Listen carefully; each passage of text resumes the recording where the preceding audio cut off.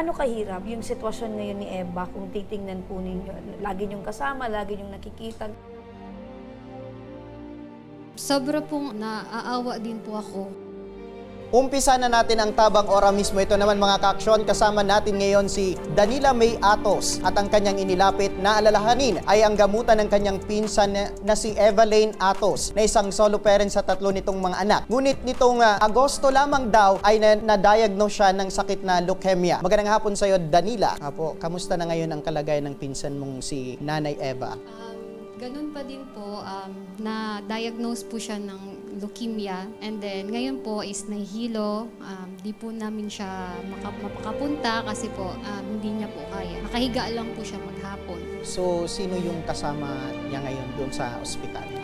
Ngayon po, dapat dadalhin po namin siya sa ospital kasi po masyado na siyang nahihilo. Kaso po, urgent din po na inasikaso after this po. Dadalhin po namin siya sa Okay, hospital. ano daw yung, dahil sa nabanggit mo na mga epekto sa kanya nitong sakit niya, ano daw yung ano yung sitwasyon na ng sakit niya na leukemia? Sa sitwasyon niya po ngayon, hindi na po talaga niya kaya magtrabaho. Hindi niya na po din kaya kumilos ng normal na as in normal na nanay na magtrabaho 24/7. So sa sobrang hilo, paghihina po, hindi na po niya kaya magtrabaho para po sa 4 na anak. Ayan, pero matanong ko lang, nasaan na yung mister ni Nanay Eva? Sa tatay naman po ng 4, di po namin alam kung nasa na siya. Lulubog lilitaw last year. Ngayon po, as in, di po namin alam. Pero alam niya yung naging sitwasyon ngayon ni Nanay Eva? Hindi din po kasi. Siguro po, alam kasi may nakakapagsabi. So, hindi din po namin sure kung alam niya po or hindi. Ayan, sa sinabi mo 4 yung anak, pero yung 3 nasa kanya. Yung isa, nasan yung Yung isa po is pangangalaga po siya ng mga madre. Nag-exam ba siya? Nag-exam siya and then nakapasa sa okay.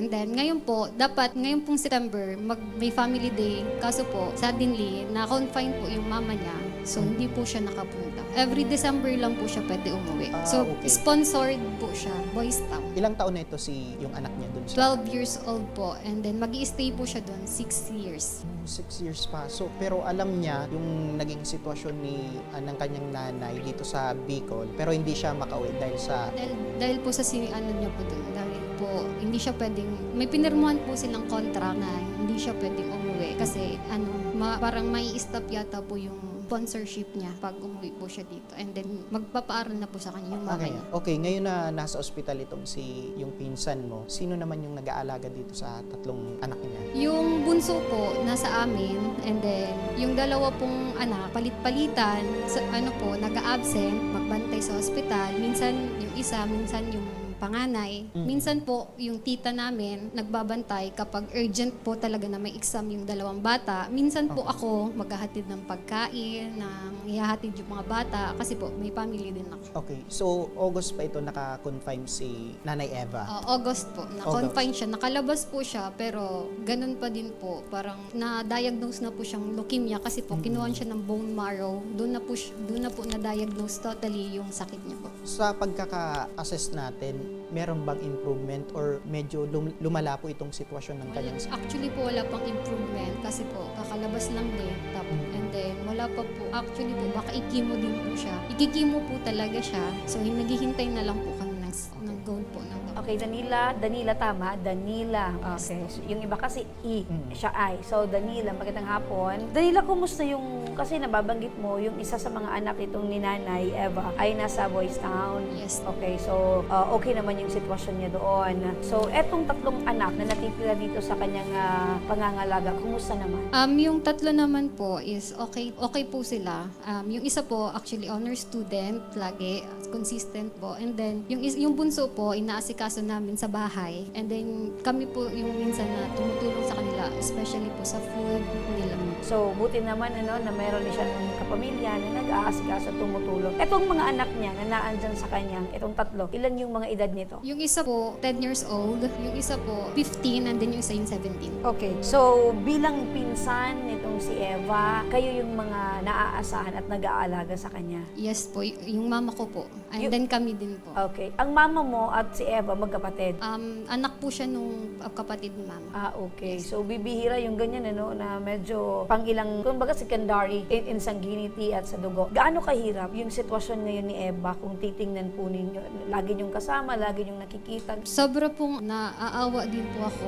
Actually po, lumaki po kami sa isang bahay din sa lola ko. So, ngayon po, sobrang naawa po ako lalo na sa kalagayan nila na walang tumutulong po kapag yun, syempre po, may mga family din po kami. So, sila lang pong 3 anak, tapos siya po. So, parang ang hirap po ngayon ng buhay kasi buhay nila, walang working mama, and then wala po silang tatay. So, sila lang po yung nagtutulungan po. Okay, so nababanggit mo yung sitwasyon ni na Eva. So paano nila natutustusan yung kanilang pang-araw-araw na pangangailangan ngayong meron pang ganitong sitwasyon, may sakit pa itong nanay nila? Yung family po namin nagtutulong-tulong din po para masustain din po yung mga pangangailangan din po. Ayun. Nagpunta ka dito, Danila. Ano yung kagustuhan mong maitulong para dito sa kay Nanay Eva? Gusto po namin sila matulungan, especially po sa magiging medical procedure niya po, sa chemo, and then sa financially po nila kasi walang-wala din po talaga sila.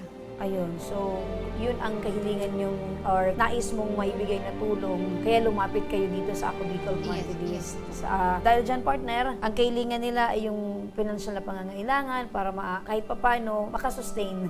So, nababanggit niya din, partner, na itong mga anak ni Eva ay mga consistent honor student. So, ibig sabihin, despite ng kahirapan, hindi napapabayaan yung pag-aaral ng mga bata. Tama yan, So, partner. dahil dyan, Danila, mula sa aming programa, tanggapin niyo po itong cash assistance. Buksan na natin, partner.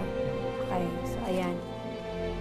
5,000 piso para kay Nanay Eva.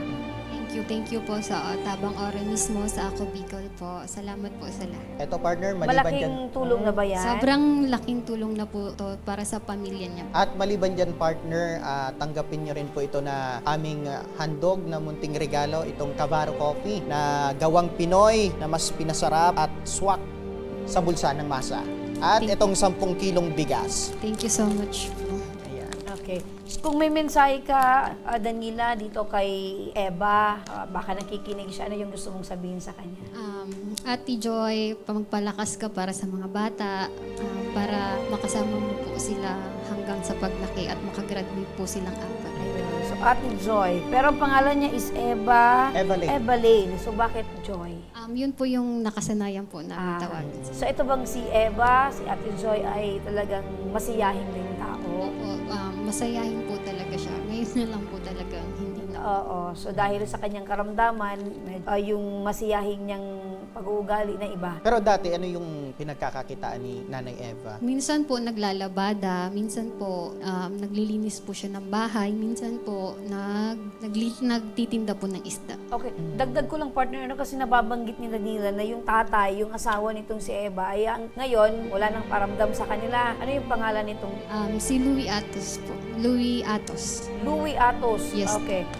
Baka may panawagan ka dito kay Tatay Louie kung nasaan man siya. Kasi, syempre, sa sitwasyon na ganito, mas kakailanganin yung suporta ng tatay at asawa. Kasal ba sila? Opo, kasal Okay. po sila. Sige. Okay. Okay lang yan. Kuya Louie, kung nasan ka man po, umuwi ka na sa anak mo, kailangan ko ng 3 mong anak. Ayun. Kung mayroon man siyang bago nang kinakasama ngayon, at least yung responsibilidad niya sa mga bata, hindi yun natitigil. Yan ang tunay na responsable partner. Yan yung tunay na responsableng tatay.